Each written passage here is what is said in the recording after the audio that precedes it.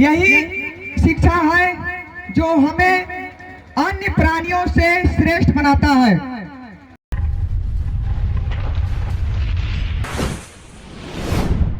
शुरुआत पहले मैं चाहूंगा कि यहाँ के टीचर हमारे पवन सर वो आए और कुछ इंट्रो दे जीनियस एकेडमी के बारे में। पवन सर, तालियों से स्वागत करें पवन सर का।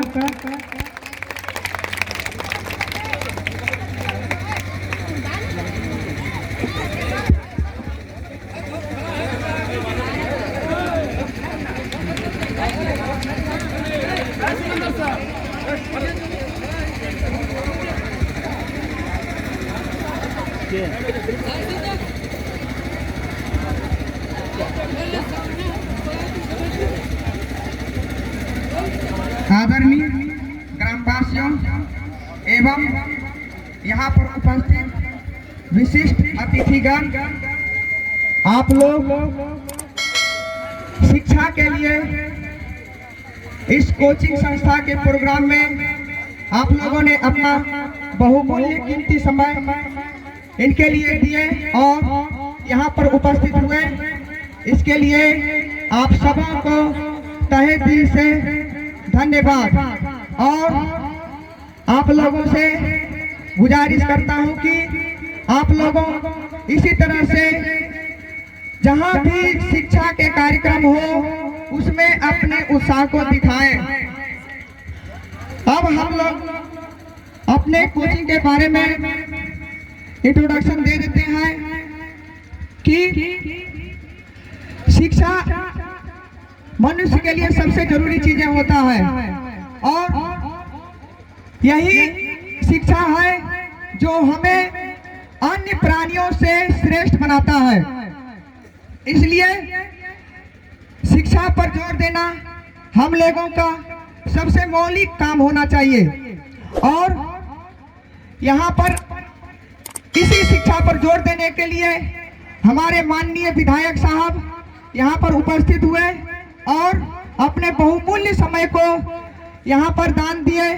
इसके लिए तहे दिल से शुक्रिया।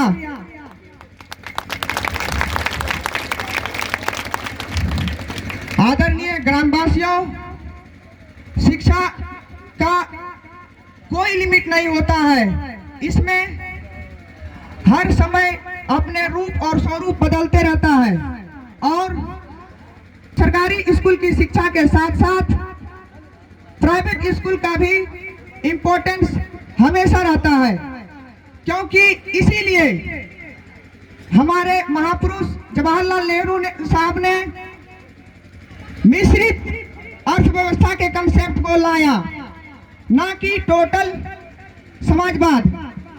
क्योंकि केवल सोशलिज्म पर जाता तो कहीं ना कहीं उसमें एफिशिएंसी की कमी रह जाता।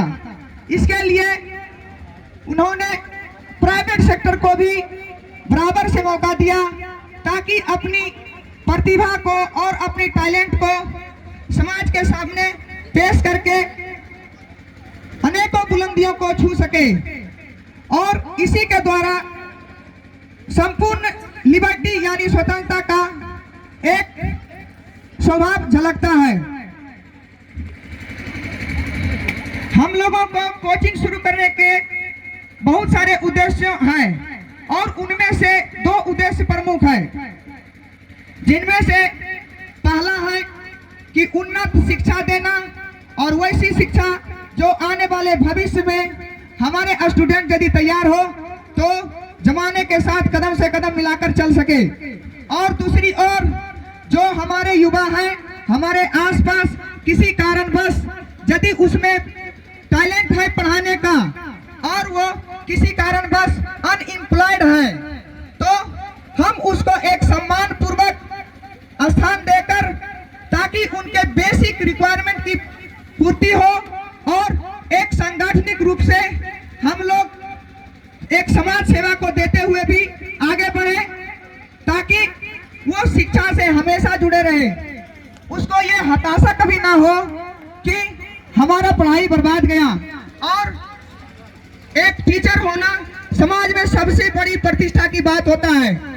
इसलिए हम लोगों ने इन ऐसे कंसेप्ट को सोचा कि जब तक कोई युवा यदि पढ़ने में बहुत तेज है और यदि वो किसी कारणवश बेरोजगार है, लेकिन हम लोग एकजुट होकर काम करेंगे ताकि किसी को भी अपने अंदर हीन की भावना ना आ पाए और उसके मन में किसी भी तरह का भटकाव ना हो और समाज की मुख्य धारा से जुड़े रहे और समाज के तमाम प्रशासन की क्रियाओं के प्रति उनका पॉजिटिव व्यवहार रहे। इन सारे प्रयासों के लिए हम लोगों ने इस कोचिंग को शुरू किया है और हम चाहेंगे कि यदि और इसमें बढ़ोतरी होगा तो इसमें ज्यादा से ज्यादा ट्रांसपेरेंसी लाएंगे, ईमानदारी लाएंगे, निष्पक्षता लाएंगे और इसमें पढ़ाने के लिए आने वाले युवाओं को भी बराबर अधिकार देंगे।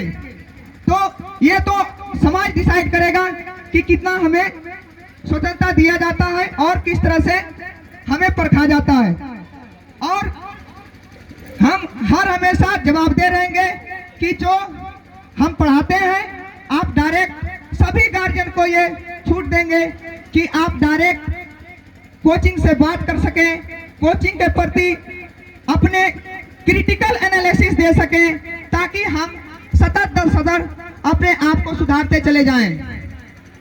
और इसी दौरान हम सारे युवाओं को ये सारे अपॉर्चुनिटी देंगे ताकि वो जब नौकरी में चले जाएं तो वो उस स्थान को छोड़ेंगे, फिर इसके स्थान पर दूसरे प्रतिभावान युवा आएंगे और समाज की सेवा में अपना कंट्रीब्यूशन देंगे। इसी तरह का सिस्टम हम डेवलप करना चाहते हैं और इसी के लिए हम 4 जन ने, जिनमें से एक हम हैं और एक पवन है, उसका नाम भी पवन, और एक सुरेंद्र भाई है और एक गोपाल, इन चारों ने मिलकर एक नई कंसेप्ट को देने की कोशिश किए हैं और इनमें हमारे माननीय विधायक साहब आकर अपने बहुमूल्य समय को दिए हैं। तो इसके लिए हम सारे जीनियस एकेडमी के स्टाफ और उसके सहयोगियों के तरफ से तहे दिल से शुक्रिया अदा करते हैं। धन्यवाद। बहुत बहुत धन्यवाद। ये थे हमारे बीच पवन सर।